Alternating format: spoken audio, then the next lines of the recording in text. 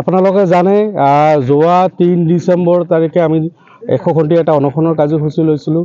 এই অনশন কাৰ্যসূচীত কিন্তু এইখন ভাৰত চৰকাৰে আমাক ন্যায্যতা দিয়া নাছিল, বা আমাৰ যি গণতান্ত্ৰিক আন্দোলন আছিল সেই আন্দোলনক কিন্তু এইখন চৰকাৰে ন্যায্যতা দিয়া নাছিল।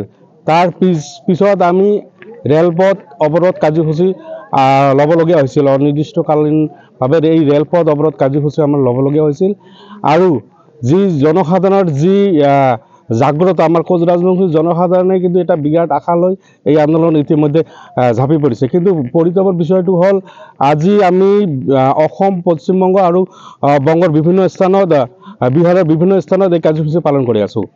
আৰু যোৱাকালি আমাৰ ৰাতি শীৰ্ষ নেতৃত্ববৃন্দৰ লগত ভাৰত চৰকাৰৰ যি আমাৰ SK মিশ্ৰা আছিল, তেখেতৰ যি উগ্ৰপন্থীৰ যি সমস্যাৰ যি বিষয়টো, আৰু সেই বিষয়টো লৈ আমাৰ জীৱন সিং, আমাৰ কেয়ালৰ অধ্যক্ষ জীৱন সিং, কেয়ালৰ কেন্দ্ৰৰ অধ্যক্ষ DL কোচৰ মাজত এটা পৰামৰ্শ আলোচনা হৈছিল।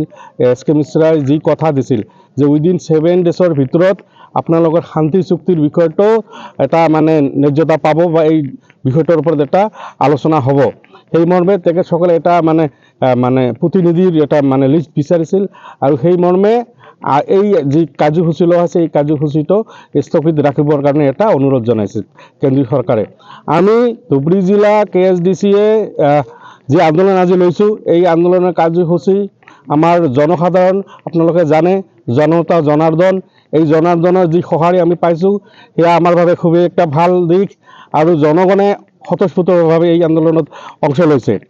আৰু আমি কেন্দ্ৰীয় কমিটিৰ যি নিৰ্দেশনা যি আমাৰ ওপৰত দিছে, সেই নিৰ্দেশনাক আমি সন্মান জনাই, ভাৰতীয় গণতন্ত্ৰৰ ব্যৱস্থাক আমি সন্মান জনাই আজি আমাৰ এই বন্ধৰ যি কাৰ্যসূচী এয়া মানে আপাততভাৱে আমি স্থগিত ৰাখিলোঁ।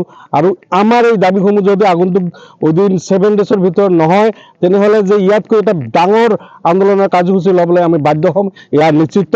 আমি আজিৰ এই আন্দোলনৰ মাজেৰে আমি এটা কথাই ক'ব বিচাৰিছোঁ, আমাৰ যি ন্যায্য প্ৰাপ্তিৰ দাবী, এই দাবী যদি আমাৰ পূৰণ নহয়, আগন্তুক দিনত কিন্তু এটা ভয়াৱহ আন্দোলনৰ কাৰ্যসূচী ল'বলৈ আমি বাধ্য থাকিম।